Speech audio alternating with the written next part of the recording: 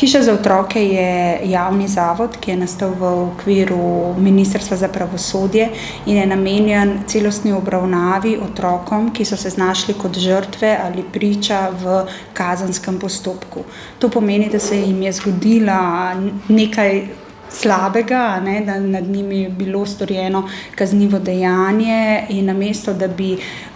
morali iti na sodišče, se potem pogovori z njimi in tudi obravnava, ki jo potrebujejo v smislu krizne podpore in psihosocialne pomoči, dogaja v hiši za otroke. Zakon o zaščiti otrok v kazenskem postopku in njihovi celostni obravnavi v hiši za otroke je tisti zakon, ki nam nalaga naloge in začel je delovati v letošnjem letu in v prvih 2 letih je hiša za otroke obravnavala otroke, ki so žrtve spolnih dejanj zoper spolno nedotakljivost, potem pa v nadaljevanju bomo pa tudi obravnavali vsa kazniva dejanja, ki so storjena zoper otroke. Otrok je pa od njih do 18 let. To pomeni, da otrok ne bo moral iti na sodišče, ampak se bo vse opravilo tukaj v tem varnem okolju. Ja, vkolikor se bo sodišče odločilo, se bo sodnik odločil, bo o tem izdal odredbo in potem vse, kar se tiče samega zaslišanja otrok, izpeljavo forenzičnega intervjuja, se bo dogajala tukaj v hiši za otroke in to pomeni, otroku ne bo potrebno iti več na sodišče. S tem se seveda prepreči neka sekundarna viktimizacija, otrok ves čas dobiva potrebno podporo in pomoč in ni vključen v neko dolgotrajnost postopka. Zato, ker njegov pogovor,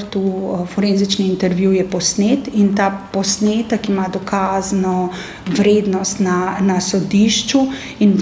kolikor ni potrebno ali pa se v samem dokaznem postopku ne pojavljajo neka nova dodatna vprašanja, je ta posnetek velja za celoten postopek. To je pomembno tudi zaradi tega, ker ko otrok izpove in ko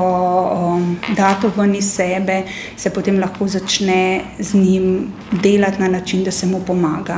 da se to njegovo travmo predela, da mu pomagamo, da ga vedno znova in znova, ta dolgotrajnost zaslišanja, večkratna zaslišanja in dolgotrajnost postopkov so nekako problematična tudi zaradi tega, ker otroka vedno znova in znova v neke neprijetne izkušnje, ki jih je doživel, ga soočamo s tem in on ves čas podoživlja, kaj se mu je zgodilo. Tukaj bo pa to, želja naša je seveda potem, ko bo kazenski postopek v teku, da se to zgodi enkrat, mogoče 2-krat, ampak tudi, če se bo zgodilo 2-krat, bo to tukaj v prostorih, ki jih on že pozna, ob ljudeh, ki jih on že pozna in mu tega ne bo treba ponavljati in mu potem se lahko pomagalo na način, da se ga vključi v neko terapevtsko obravnavo, psihosocialno pomoč, kar potrebuje, da bo to travmo lahko predelal.